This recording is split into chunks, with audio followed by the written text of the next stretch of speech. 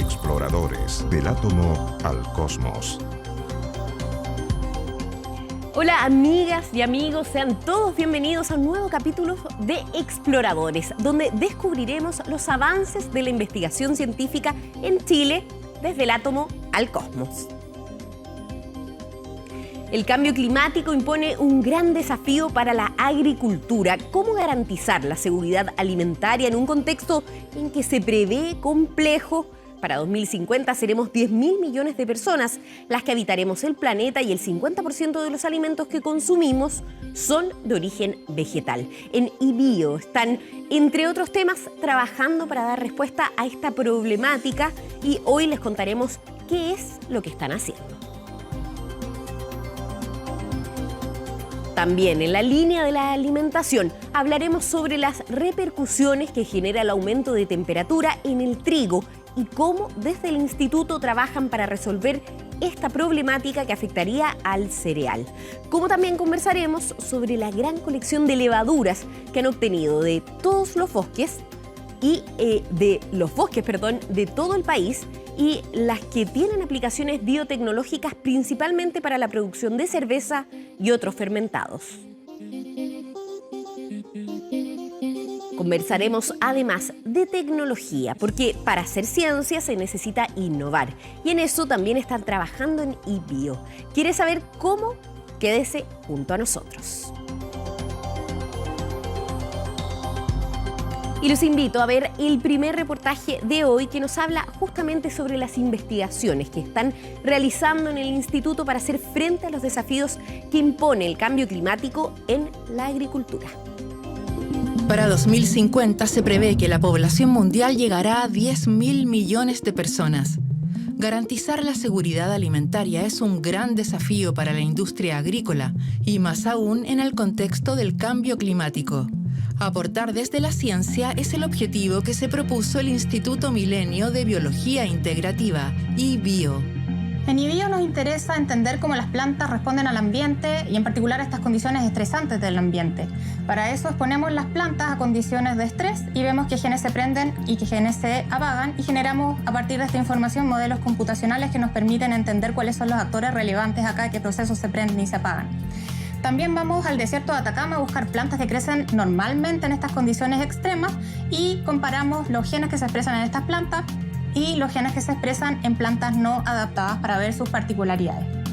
La intención es que este conocimiento permita a futuro desarrollar herramientas biotecnológicas para que los cultivos sean más resistentes a las condiciones de estrés. Otra de sus investigaciones se ha centrado en los hongos del desierto de Atacama. Aparte de las propiedades intrínsecas de las plantas, las propiedades genéticas de las plantas, se sabe que la interacción con microorganismos del suelo, como algunas especies de hongos, es importante para la adaptación al ambiente. Entonces lo que hemos hecho es recolectar hongos que se asocian con plantas del desierto de Atacama. Hemos generado una colección de estos hongos, los hemos estudiado y hemos visto cuáles son los efectos de crecer las plantas en presencia de estos hongos. Hemos encontrado que varios de ellos promueven el crecimiento de las plantas y además aumentan la tolerancia de las plantas a condiciones como sequía. En IBIO también están haciendo estudios con hongos que actúan como biocontroladores, específicamente para enfrentar un fitopatógeno llamado Botrytis cinerea, que genera importantes daños en los cultivos, causando en todo el mundo pérdidas de 10 a 100 billones de dólares. Como Botrytis genera problemas en los campos, una manera de controlarlos es, por supuesto, utilizando fungicidas químicos. El problema de eso es que a la larga genera resistencia y aparecen aislados del hongo que se vuelven resistentes a los fungicidas. Una manera de bypassear ese problema es utilizar biocontroladores, que son organismos que pueden ser hongos o bacterias, por ejemplo, pero que tienen la propiedad de ser naturalmente capaces de controlar, por un lado, al patógeno y al mismo tiempo algunos de ellos son capaces de estimular, por ejemplo, el crecimiento de las plantas. Entonces, con una única herramienta tenemos dos potenciales soluciones. Atacamos al patógeno y al mismo tiempo estimulamos el crecimiento de las plantas. Sus resultados son promisorios. Sabemos hoy día que hay algunos genes que en botritis son necesarios para defenderse del ataque que sufre cuando utilizamos biocontroladores. Entonces podemos entender y atacar ese grupo de genes en particular, haciendo que el biocontrol sea un poco más efectivo. Y al mismo tiempo estamos comprendiendo cuáles son los genes que Tricoderma, el biocontrolador, utiliza para poder finalmente atacar a botritis, por un lado, y al mismo tiempo potenciar las capacidades que tiene de fomentar el crecimiento de plantas. Este conocimiento podría llevar a la generación de nuevas cepas que reemplacen de forma eficiente el uso de fertilizantes químicos y fungicidas en cultivos comerciales. Con ello, se reduciría la posibilidad de que los hongos patógenos de plantas creen resistencia a estos productos y además se reduciría el impacto negativo que estos tienen en el medio ambiente. Bueno, y hoy nos acompaña el director del Instituto Milenio de Biología Integrativa, IBIO o iBio, el doctor Luis Larrondo. ¿Cómo estás, Luis? Muy bien, muchas gracias. Un gusto estar acá. Un gusto para nosotros también que puedas compartir con nosotros el trabajo de este instituto. Cuéntanos un poco cómo están vinculándose ahora justamente con este sector tan importante de la industria, que es la agricultura. Cómo mejorar los procesos para que no nos afecte tanto el cambio climático. Bueno, nosotros venimos mucho de la ciencia básica, entender procesos, entender molecularmente cómo lo hacen las plantas para adaptarse a condiciones climáticas complejas, adversas, y en esa búsqueda del conocimiento aparecen cosas que son translacionales, que pueden llevar a aplicaciones, y en ese contexto pueden surgir justamente acercamientos hacia la empresa.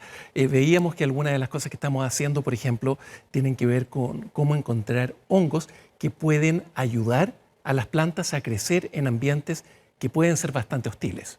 Claro, y así se genera, se podría decir, una simbiosis. Idealmente quisiéramos tener una simbiosis mucho más grande con el mundo productivo, con la empresa, y yo creo que cuando digo esto no solo... Entre los hongos y las plantas me refería yo. Yo pensaba que era con la primera pregunta, Sí. el mundo privado, el mundo de la empresa, claro, y la ciencia. Que también se espera que haya una simbiosis. Sí, yo creo que a todos los científicos les gustaría que hubiera una conversación más fluida, porque hay muchas cosas que pueden llevar a avances tecnológicos y a crecimiento económico. Claro. Pero desde el punto de vista de las plantas y los hongos, como tú bien lo dices, se puede crear una simbiosis muy, muy potente que permite que una planta en un ambiente pueda crecer cuando está en compañía de un microorganismo. Ese es el lado positivo. Pero también veíamos en la nota que hay hongos que son perjudiciales a las plantas. Claro. Hongos fitopatógenos que lo que hacen es destruir plantas, plantaciones, productos vegetales, frutas, verduras.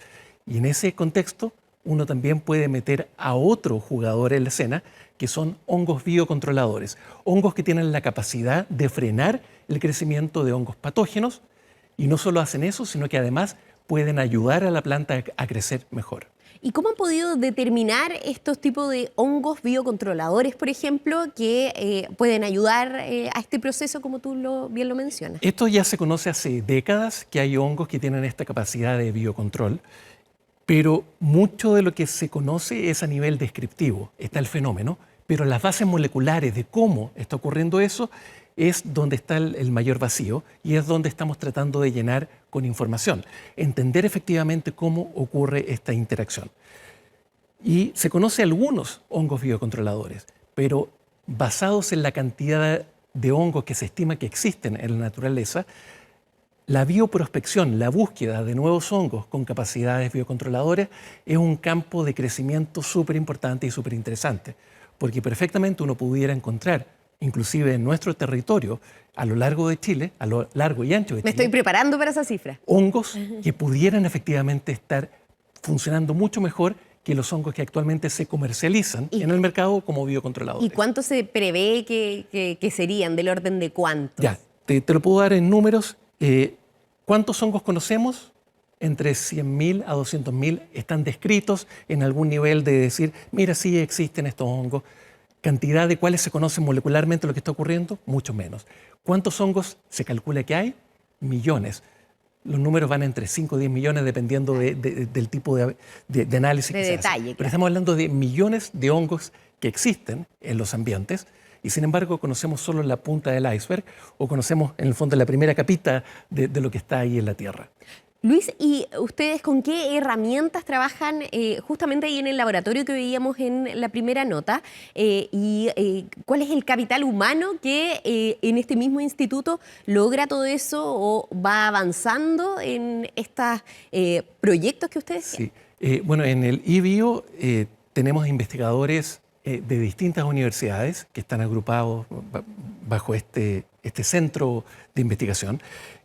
Y ahí hay estudiantes y profesionales que vienen de distintos tipos de formación. En general, todos tienen una formación molecular bastante fuerte. Entonces, vienen de carreras como biología, bioquímica, ingeniería en biotecnología. Y por lo mismo tienen capacidades técnicas para aproximar todos estos fenómenos de una forma mecanística y molecular. Vale decir, poder tomar el fenómeno y llevarlo a la descripción más mínima y detallada de cómo está ocurriendo, pero como bien lo dice el nombre de nuestro instituto, Biología Integrativa, la idea es ver todos estos mecanismos en un contexto más global y poder ir desde la molécula hasta el organismo, hasta el ecosistema. tal como nuestro programa Desde el átomo al cosmos. Básicamente lo mismo en una escala donde llegamos hasta el ecosistema. Claro, y además es todo un mundo, ¿no? Los microorganismos, conocemos muy poco finalmente de este mundo microscópico. Exactamente, y sobre todo en el mundo de los hongos, es muy poco lo que se conoce considerando la gigante diversidad de hongos que existen. En el caso de la pandemia que sufrimos hace un par de años atrás, yo creo que mucha gente se concientizó de la relevancia y el impacto de los virus. Claro. En el caso de los hongos, yo creo que quizás no existe tanta conciencia de todo el potencial que tienen, sobre todo desde el punto de vista biotecnológico, productivo, y a través de series como The Last of Us. Que lo estábamos comentando. Exactamente, mucha gente ha entendido decir, wow, ¿un hongo puede hacer eso?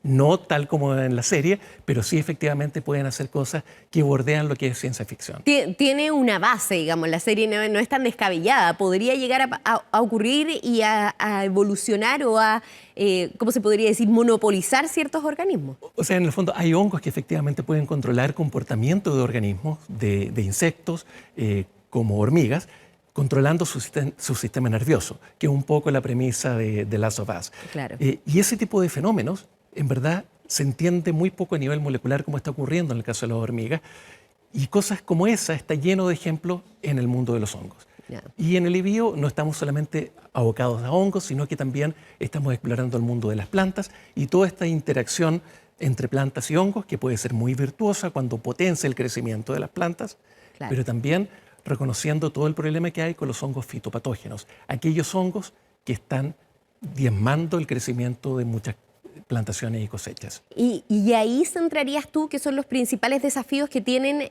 dentro del instituto cuando habla de esta relación que tienen y que ustedes están desarrollando en el instituto con la agricultura. Sí, o sea, Como en patógenos, se podría decir. hay muchas oportunidades de llevar algunos de los conocimientos que estamos generando a situaciones más aplicadas, efectivamente para poder optimizar estrategias de control. Todo lo que es, por ejemplo, infecciones con botritis a nivel de nuestra producción nacional es un tema gigante porque involucra muchos millones de dólares en pérdidas al año. Estrategias que puedan quizás optimizar en un 5% el control de botritis, cuando uno lo traduce a números, es en verdad un aporte gigante y es ahí donde, por ejemplo, también nos gustaría estar pudiendo empujar nuestra investigación. Perfecto. Luis, seguiremos conversando, por supuesto, pero también nos gustaría hablar más de alimentación, de cambio climático y ciencia. Pero les quiero mostrar el siguiente reportaje. Entender de qué manera el aumento de la temperatura provocado por el cambio climático repercutirá en cultivos de gran relevancia para la seguridad alimentaria, como lo es el trigo, es uno de los objetivos de un grupo de investigación del Instituto Milenio de Biología Integrativa, IBIO. Hasta ahora, en experimentos que hemos realizado en campo con distintas especies de trigo, en las cuales hemos simulado una ola de calor, en un momento clave del desarrollo del grano, hemos encontrado que tanto el rendimiento como la calidad del trigo se han visto afectados negativamente. Esto quiere decir que por cada grado de incremento térmico, el peso del grano ha disminuido entre un 1 a un 2%. Paralelamente, el contenido de almidón del grano también ha disminuido. Por otro lado, las proteínas han aumentado, pero esto ha afectado la proporción de las gliadinas y gluteninas, que son proteínas que dan propiedades viscoelásticas a la harina. Por lo tanto, la calidad de este trigo también se ha visto afectada negativamente. ¿Es posible evitarlo? Es lo que los investigadores, en conjunto con colaboradores del Reino Unido, buscan contestar. Nosotros hemos utilizado herramientas de secuenciación masiva para determinar qué genes se están encendiendo o apagando en el grano mismo, y esto se suma a estrategias de crecimiento acelerado como el speed breeding, junto con herramientas moleculares con la edición génica, lo que nos ha permitido desarrollar plantas de trigo que estamos evaluando ahora en laboratorio, que potencialmente están mostrando ser más tolerantes a estos incrementos de temperatura. Esperamos en un futuro poder evaluar estas líneas en campo en condiciones reales de crecimiento del trigo. Otra de las investigaciones que realizan en el IBIO se ha enfocado en recolectar y caracterizar la gran variedad de levaduras que viven en los bosques nativos entre la zona centro y sur austral del país. Esto tiene dos objetivos principales. Uno, caracterizar y proteger el patrimonio biológico y genético de Chile, y por otra parte, buscar aplicaciones biotecnológicas derivadas del estudio de estas levaduras, principalmente con aplicaciones, por ejemplo, en distintos fermentados como son cerveza, vino y whisky. En el área de las aplicaciones, uno de sus trabajos se ha enfocado en la producción de cerveza. Siempre nos enfocamos en aquellas levaduras que sean capaces de tolerar el etanol. Y por lo tanto, al tolerar el etanol, también son capaces de fermentar y de producir etanol y de producir entonces distintos brebajes fermentados. Uno de los cuales nos hemos enfocado mayormente es la producción de cerveza, en la cual hemos logrado identificar la madre de la levadura lager, por ejemplo, que vive en Chile, y su gran diversidad genética, que también está dada por la gran distribución que tienen los bosques nativos en Chile. En base a eso, entonces, nosotros hemos seleccionado las mejores levaduras de Chile, las cuales son capaces de fermentar cerveza de manera rápida y además de producir aromas y sabores muy agradables en la cerveza, diferenciándonos de lo que a la fecha se conoce y se genera en términos de cerveza desde el mercado europeo. Recientemente, y en conjunto con una destilería local, comenzaron una nueva y ambiciosa investigación, con la que buscan elaborar el primer whisky endémico chileno usando recursos biológicos obtenidos en el país. Exploradores, del átomo al cosmos. Del átomo al cosmos. Bueno, y seguimos conversando junto al director del Instituto Milenio de Biología Integrativa y Bio, el doctor Luis Larrondo. Luis, estábamos viendo en la nota justamente un tema muy importante por cómo afecta el cambio climático a este cereal, que es trascendental para muchos de los productos que consumimos a diario, cómo afecta el trigo finalmente. ¿Cómo han ido desarrollando sus investigaciones en pos de reducir esta afectación? Sí. Bueno, muchas de las cosas que se desarrollan en el Instituto Milenio de Bio tienen que ver con nutrición vegetal. Cómo lograr que las plantas crezcan mejor en suelos de distinta calidad, bajo distintas condiciones de nutrición que pueda haber en esas tierras. Y uno de los temas que es inevitable al pensar en eso es también cómo se puede controlar la variable temperatura, que es un tema que se vuelve más y más importante al considerar el cambio climático. Claro. Y lo que veíamos en la nota es investigadores del IBIO que están en Valdivia, que están tomando el trigo como modelo para entender cómo aumentos de la temperatura, que pueden ser quizás modestos, de un par de grados, afectan la calidad misma del grano, en su contenido de azúcares, en su contenido de proteínas. ¿Cómo se puede entender eso a nivel molecular de forma tal de diseñar estrategias para que el trigo se pueda adaptar a estos nuevos ambientes que pronto vamos a estar enfrentando, que son lugares donde la temperatura media va a ir en aumento? Claro, que no es solo la ola de calor o la alerta de altas temperaturas, sino que ya se va transformando en un aumento complejo de todo y un cambio de todo el ecosistema relacionado con, en este caso, el trigo. Exactamente. Y en el caso del trigo es un muy buen modelo vegetal para entenderlo. No solo ¿Por qué es tan buen modelo? Porque hay herramientas, herramientas moleculares, herramientas genéticas que permiten ir disectando lo que está ocurriendo a nivel celular, a nivel molecular, y al mismo tiempo es un cereal de suma importancia para la nutrición de nuestra civilización como tal. Claro.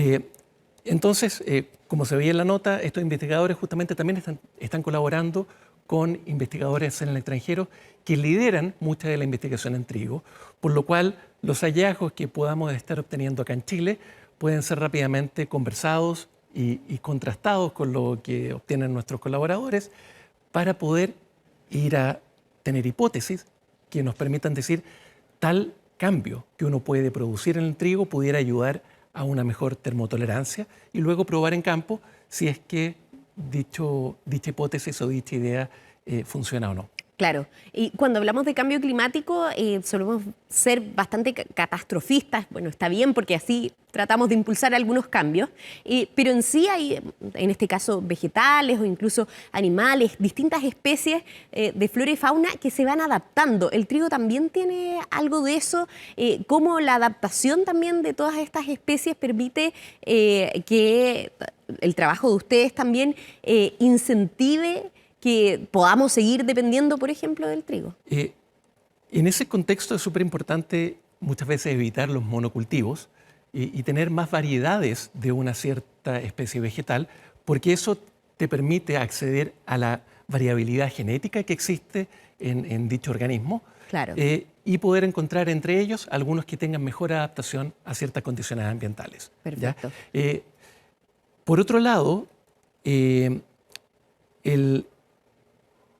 tema de cómo los vegetales o especies vegetales pueden adaptarse a un cierto ambiente, en verdad es mucho más complejo, porque no depende solo de la especie vegetal, sino que, según apuntan distintos estudios, tiene mucho que ver con quiénes están en el suelo. Y cuando hablamos de quiénes están en el suelo, estamos hablando de microorganismos y entre ellos hongos. Y algunos estudios, no del IBIO, pero sí de otras universidades extranjeras, han mostrado cómo microorganismos que vienen de suelos de ambientes más cálidos, mezclados con una especie vegetal que no tolera tanto quizá un ambiente más cálido, puede permitirle mucho mejor crecimiento en esas condiciones.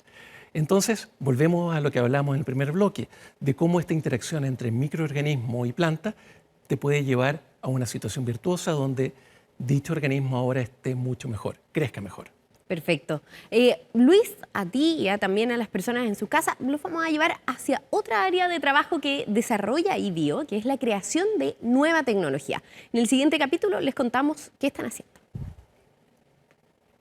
Nuevas tecnologías que aporten a la investigación científica es parte del trabajo que lleva a cabo el Instituto Milenio de Biología Integrativa, IBIO, y uno de sus focos son las tecnologías abiertas, es decir, un conjunto de herramientas de creación colectiva cuyo modelo de propiedad intelectual permite que se puedan compartir, modificar, replicar, intervenir e incluso comercializar por cualquier persona. Nuestro laboratorio, dirigido por el profesor Federici, trabajamos en la fabricación y en el uso de equipamiento abierto para microscopía, para monitoreo de fluorescencia, para optogenética. También trabajamos en la fabricación de reactivos de bajo costo para implementar reacciones tipo PCR, entre otras técnicas, y eso quedan como protocolos abiertos de producción, así como los materiales quedan de libre acceso para los investigadores y colaboradores con los cuales lo compartimos, ya sea a nivel nacional o a nivel internacional. Hoy, en Chile, tanto el equipamiento como material científico se compra en el extranjero, asumiendo altos costos y dificultades logísticas. De ahí que en IBIO estén interesados en promover la generación de estas tecnologías locales y de paso hacer cambios al ecosistema de transferencia tecnológica del país. Es fundamental que el conocimiento y las tecnologías financiadas por fondos públicos puedan beneficiar a todas las personas, pero sin fricción de los actores que se ven involucrados en su desarrollo. Las tecnologías abiertas, al fomentar la asociación de desarrolladores, emprendedores, investigadores y usuarios, permite la formación de un ecosistema de innovación abierto y de transferencia tecnológica abierta que permite una colaboración mucho más potente entre el sector público y el sector privado. De hecho, hay varias empresas que comercializan tecnologías abiertas, en particular en el ámbito de la instrumentación, y les va muy bien. En el IBIO también están trabajando en el desarrollo de herramientas basadas en inteligencia artificial. Actualmente estamos trabajando en un proyecto para el desarrollo de una herramienta de inteligencia artificial que sería equivalente a un asistente virtual que permite utilizar toda la información que está codificada en la literatura científica, en los papers, en libros científicos, en un modelo integrado que los científicos pueden acceder a través de un sistema interactivo similar a lo que es hoy día ChatGPT, pero específicamente entrenado con la literatura científica, con el conocimiento científico. Y la aspiración es que en un ciclo iterativo en el cual el científico que está entrenado interactúa con este modelo puede extraer nuevas ideas que llevan al desarrollo de nuevas hipótesis y eventualmente nuevo conocimiento. El trabajo lo están haciendo en conjunto con el Centro Nacional de Inteligencia Artificial y se encuentra en su etapa inicial, recopilando las fuentes de información para luego comenzar el entrenamiento del modelo. Durante las últimas décadas, la inteligencia artificial ha hecho grandes aportes al desarrollo científico, al permitir analizar la enorme cantidad de datos que se generan a diario. Sin embargo, su uso trae también importantes desafíos. Creo que hay una oportunidad para nuestros legisladores de poder regular hasta qué punto, hasta qué nivel se utilizan estas herramientas y cuál es la manera. También hay un tema importante, yo creo, de soberanía de la información, porque hoy en día los grandes modelos de inteligencia artificial están en manos de empresas privadas, que son, por ejemplo, de Estados Unidos. Entonces la pregunta es, ¿qué es lo que nosotros queremos hacer en Chile, localmente y en otros países para poder manejar estas tecnologías y cómo utilizarlas de la mejor manera posible para el bienestar de nuestra población?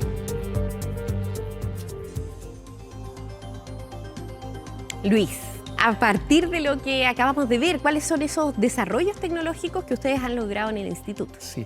Bueno, ¿Alguno que te quisiera?